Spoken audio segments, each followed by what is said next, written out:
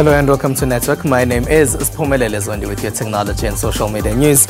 Now remember that if you want to be a part of this tech conversation, you can find us on SABC Network. Now that's on Facebook, Twitter and Instagram. Use network at sabc.co.za on email. You can also use the hashtag SABC Network to have that conversation with us. Here's what's coming up in the program.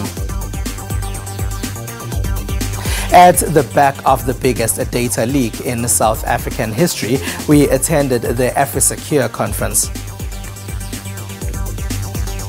We learn more on artificial intelligence from Romo the robot. Our discussion is with Dr. Bright Gameli Mawudo. He is a cybersecurity specialist who helps organizations with details of how they can be secure. Hello. Hi. Hi. A lot of organizations are aware that they need to be secure. Yes. They're not aware. There's a lot of security awareness which is not there, which is making a lot of people vulnerable. All right. So one single mistake leave everybody vulnerable. All right, Dr. Mawudo, we'll have that conversation later in the program. Sure. But first, let's start with your technology and social media news.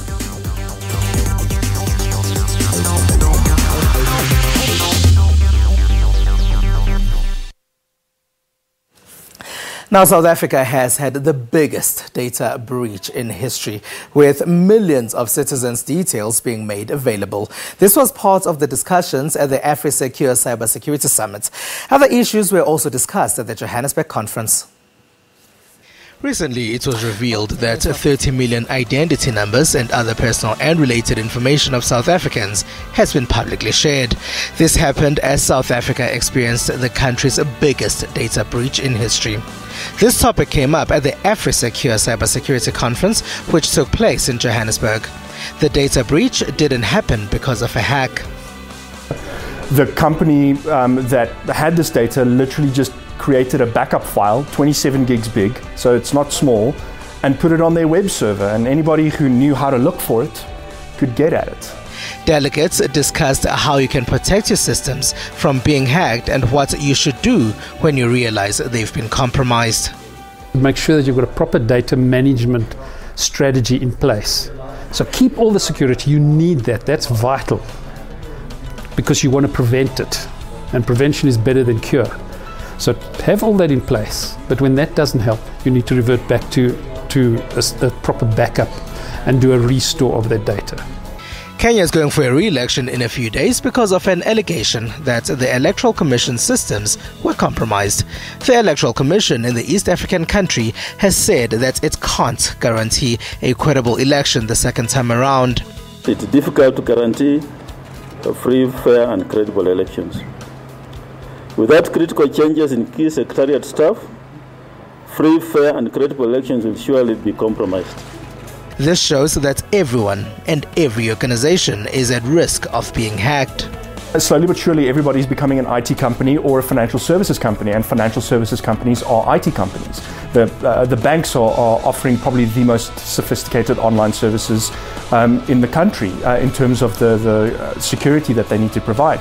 And when, exactly as you're saying, with shops like Pick and Pay or Checkers or whoever who are offering loyalty programs and are tracking more and more what their customers are buying and so on, that's private data that needs to be secured properly.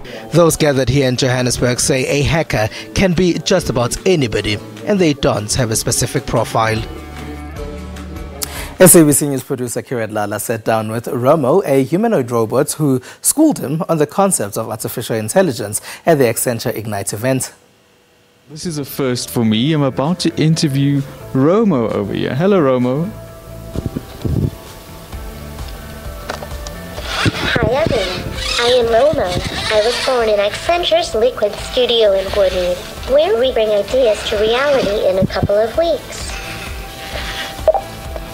What is artificial intelligence? Artificial intelligence is a collection of advanced technologies that allows machines to sense, comprehend, act and learn. It is set to transform business in ways we've not seen since the Industrial Revolution, fundamentally reinventing how businesses run, compete, and thrive. Is artificial intelligence a lean, mean, job-stealing machine? Not exactly. The technology complements humans and is taking on more sophisticated roles within technology interfaces. From autonomous driving vehicles that use computer vision to live translations made possible by machine learning, artificial intelligence is making every interface both simple and smart and setting a high bar for how future experiences will work.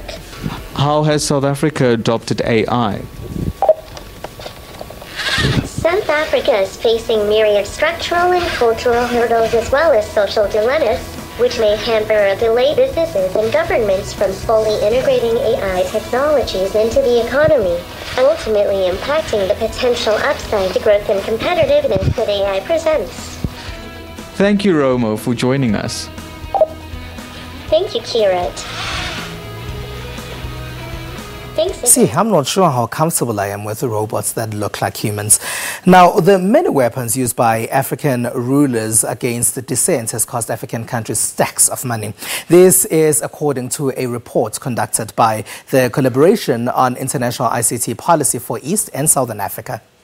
Long-standing African rulers, fearful of popular protest and the use of social media to spread information, are using various methods to shut down the internet to overcome their tech-savvy opponents in a growing threat to democracy and economic activity in some of the world's poorest countries. It is a testing ground for authoritarian practices, especially in the digital space.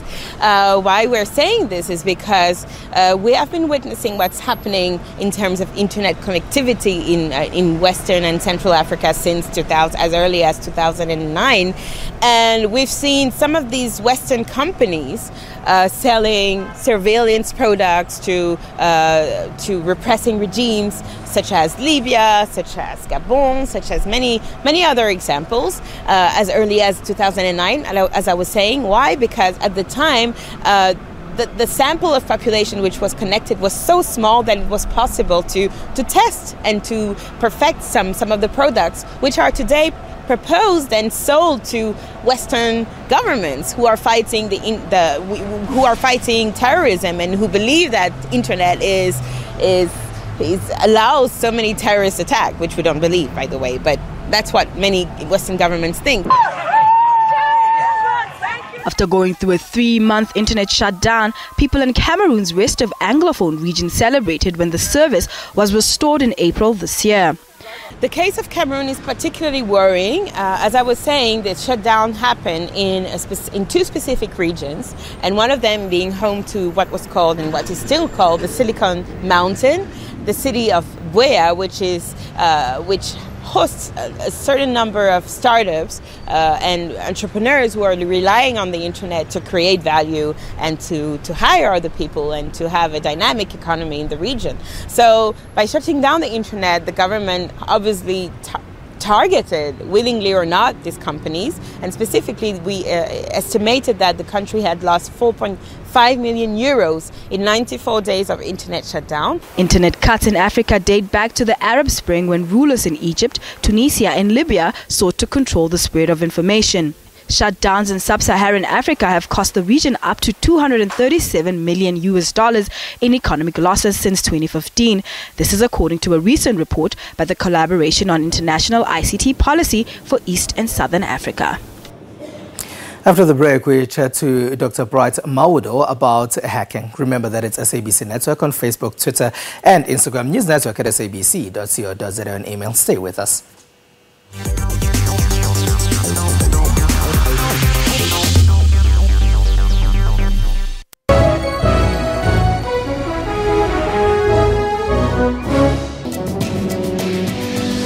Well, today we discuss the general practitioner or GP. So the quality of the doctors coming through our medical schools is excellent. Your GP is your family doctor. Your GP is your first point of care. Who determines how much a consultation fee should be? We set up networks of general practitioners, and one of the conditions of the network was to agree to charge a certain fee. Specialists are specialists. We can't take away their role. We can't take away what they do for each patient in their disease entity. Our specialist colleagues as well don't appreciate patients coming straight off the street, as it were, to see them. They're highly trained. For health tips that will help you to adopt healthy living, catch Health Talk every Saturday from 9 to 10.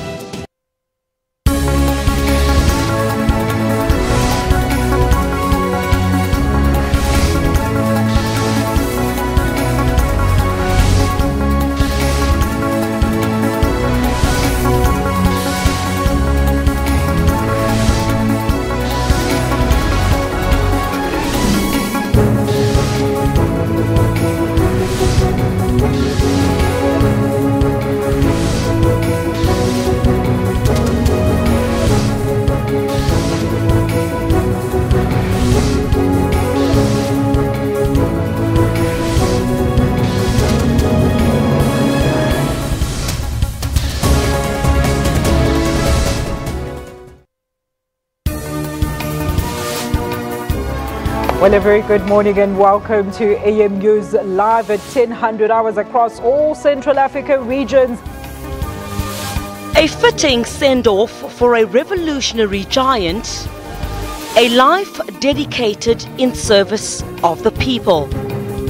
The result means that the Swallows are out of the ABC Multiple League and drop to the amateur fourth tier of South African football, the SAB League. Tune in on AM News every Saturday and Sunday from 10 hours.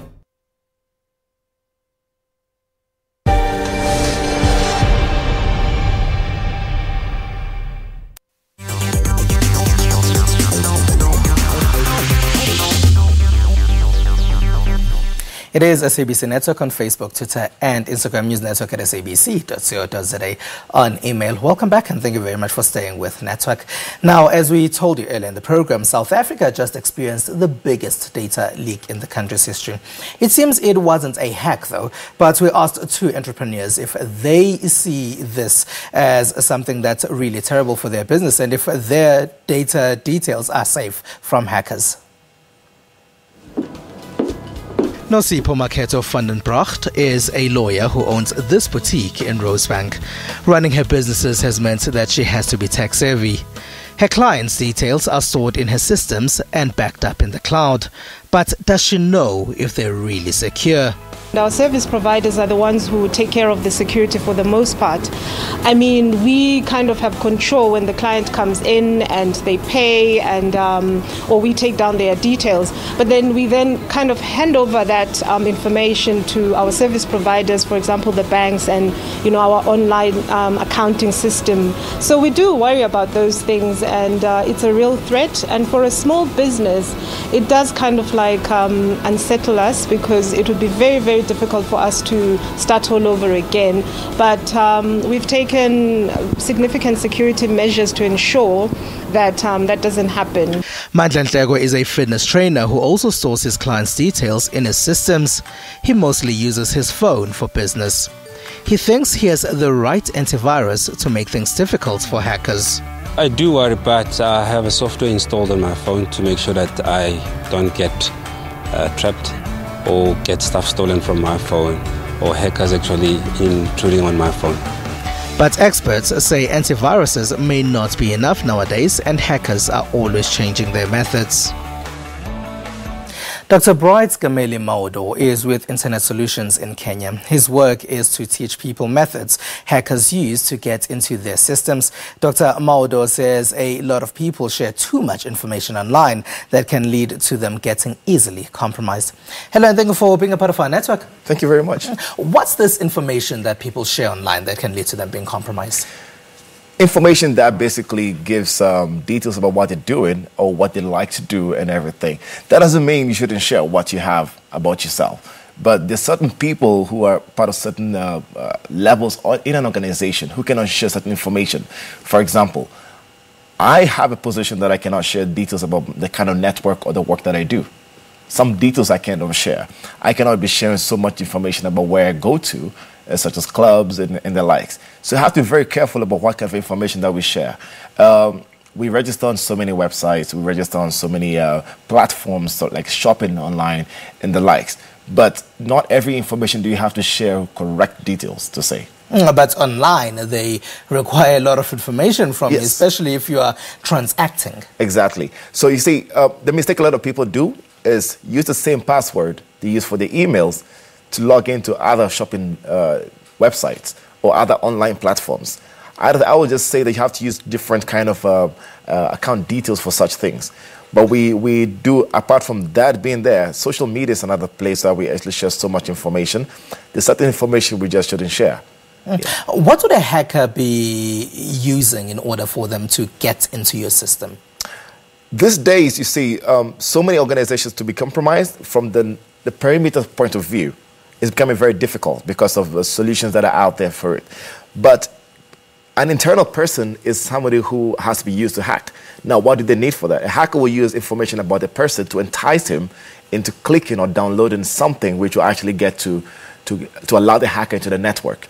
Typical example is somebody saying, because they know you love shoes and you love to go to this particular place, they'll send you a form, a document, or an Excel sheet, say, please fill in that form that actually we can use that to invite you to a birthday party or to invite you to an event. You opening that document could be a malicious document which will allow a hacker access to that particular computer. And guess what? When you hack one machine, you hack the entire network. All right, so let's say I work for an organization. Yes. And I receive this email with a link, and Yes. then I open it. Does it only, you say it's not going to only affect my computer, it could affect the entire organization that I work for? Yes, the thing is hackers try to use one as an attack vector, and they do what they call a lateral movement or pivoting. Once they get to know, because every computer is connected in the organization, all they need to do is have access to one. So the problem is we are all vulnerable. Everybody's a victim. Anybody could be a target. This could be the front desk lady. It could be the secretary to somebody, or even the CEO of an organization. Now, you are what we may call a good hacker. We actually have some visuals of you trying to hack and getting into people's systems. So what do you do when you are trying to get into someone's system there? I try to do a lot of information gathering. The more information that I get about a particular target, the easier to hack. I try to look for ways that hackers are trying to use right now to be able to compromise other people, and people get into networks. So what I do is when I find those means, I try to use that to educate all our clients and people, potential clients, to say that these are the new methodologies that are out there, because I do research a lot. I try to find how viruses are created. I try to reverse engineer viruses. I try to find new methodologies that are being used, because the old ones might get caught by the antivirus or some sort of... And hackers are always ahead of other people. They're always ahead of the curve. You see, and a new technology will get introduced tomorrow, and we will think that it's safe to use. Look at it this way. The past few years, we've been talking about Internet of Things. Everything being connected. Your TV is connected to the internet. Your fridge is connected to the internet. But here's the case. Even baby monitors are getting connected to the internet. What you don't know is you can actually find some of those baby monitors using Google. You can find those cameras of home networks using Google. Let's talk about that, because earlier in the year we also found out in the United States of America that a lot of people were being spied on with the usage of their TV sets and their laptop computers. How does someone who's never gained access into your home manage to see what you're doing in your home using your computer or your TV set? It's because we lack basic cybersecurity knowledge. Their awareness is really bad. Most people don't even know they're being spied on. Most people don't even know that the password to their routers in a house or network or systems are default details. Such default details, there are tools, and they're publicly available tools out there which you can use to find all over the world. If you go to websites like instacam.org, you can find publicly available cameras all over the world. Basically, you're traveling without moving, you know, and those are because of vulnerabilities in the systems that we, the human beings, do not take a chance to actually make a few changes to our lives when it comes to cybersecurity. So I say awareness is what we're facing right now. The problem is getting out of hand.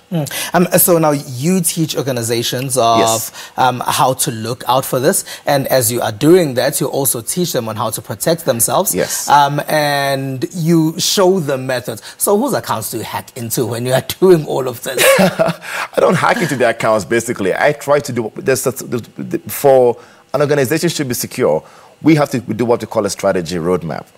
Because people like to buy solutions they don't even know what to use. So when I help you to do a roadmap, do an assessment, help you build a risk profile, that risk profile helps me to know what solution is best for your environment, and then now tell you what is the best solution and methodologies for you to be secure in your organization. Dr. Bright Maudo, thank you very much for joining us. Thank you very much. All right, now Dr. Bright Maudo there is with Internet Solutions in Kenya. We caught up with musician TP, who told us about his favorite piece of technology. We've been at it for too long, and every moment, girl, I treasure, and I never trade it for no one, no nothing, girl. What's up, my network people? This is your boy TP. I'm an R&B singer. So my favorite gadget, it's probably my phone, my PS4. Why my phone is because my phone is convenient. I can do anything. I can reach anybody. I can get on the net. I can take beats from producers. I can do all those things. And PS4 is because we can have, nice leisure time. I like the graphics on it. I only play FIFA, so I like the graphics. I like how realistic it looks. I like how comfortable the consoles are. I mean, it's a very fun game to have. When you want to have friends over. When I'm off studio and I'm not performing, I'm just chilling with the boys. So.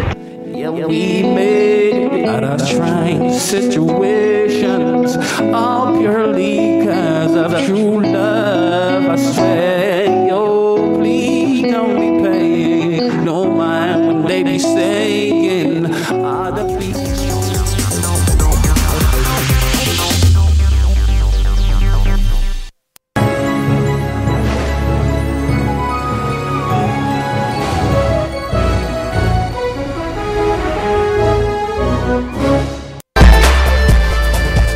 Why is there a dispute over who is the rightful heir to the throne? What I can say is that Masindi is a woman. She's a girl. She's a girl child. Because I think that if she was a male, there's no way that anybody was going to dispute the fact that she is the rightful heir. Do you recognize her as your rightful heir? Yeah, no, I would definitely say that she is my daughter. She grew up there. What is the intention? I want my throne. Join me in Port Sedu live every Monday to Thursday at 17:30.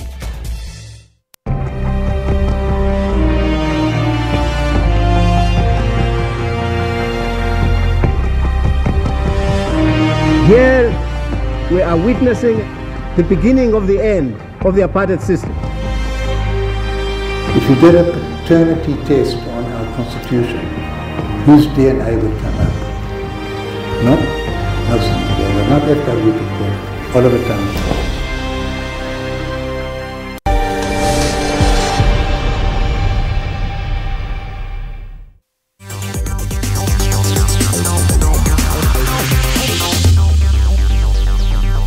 It is SABC Network on Facebook, Twitter, and Instagram. Thank you very much for staying with the program. Now, this week's Tech Wrap takes us on a hyperspeed journey, a new tech collaboration in Canada, and the world's first floating wind farm. These are some of the news that made tech headlines in the rest of the world.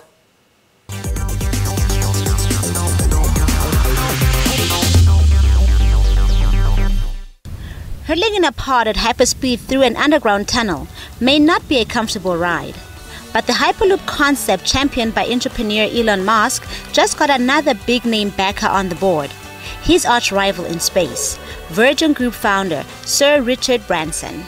Branson announced he is investing in Hyperloop One, and he envisions making money off the soon-to-be rechristened Virgin Hyperloop One by first using them to move freight, then perfecting the safety behind Hyperloop before moving people. I would say sort of building can start in about 2 years, and 3 to 4 years hopefully we'll have a system up and running. I suspect initially a freight system, and then bed that down to test it, and then when it's when we're 100% sure of its safety record, then we can start putting people on later on. The Hyperloop system propels pods in vacuum tubes atop magnetic cushions, either below or above ground. Musk said he got approval to begin drilling tunnels that would link New York and Washington, cutting travel time to about half an hour from Amtrak's 3 hours. Staying on that side of the globe, Canadian authorities on Tuesday tapped Google parent Alphabet Inc. to help plan a mixed-use development along Toronto's Lake Ontario waterfront using cutting-edge digital technologies and urban design. Sidewalk not only shares Canada's ambition of building an economy centered on innovation, but its values. Values like equality of opportunity, diversity, and the protection of the environment. We know the world is changing, and the choice we have is to either resist it and be frightened by it, or to say we can step up together and shape it and learn from it and build it. Alphabet Sidewalk Lab Units, which is developing new technologies for use in smart cities, said it would invest $50 million in the initial phase of the project, which will create a new neighborhood in the city called Quayside. Moving now to the open waters just off Scotland, Norway Statoil launched the first floating wind farm, expecting floating wind power costs to fall from 40 to 60 euros per megawatt per hour by 2030. The $2 billion Hywind pilot project will generate power at a cost of nearly £190 per megawatt per hour, 4 times the current UK market price. We should never forget we've got this massive moral obligation to tackle climate change, to reduce our carbon emissions, and being a world leader in renewable energy has helped us to do that and will continue to help us in the years to come. This week, a Twitter poll has been asking if you are sure your systems are secure. Now, 18% of respondents say yes, 70% of the people who responded are not sure of that, and 12% say they don't care. That figure is in last place. And that's all we have for you. Find us on SABC Network. Now that's on Facebook, Twitter, and Instagram. News Network at sabc.co.za on email. We play out with an animation capturing the phenomena observed over the course of 9 days following the neuron star merger known as the GW170817. From me and the rest of the network team, have a good one.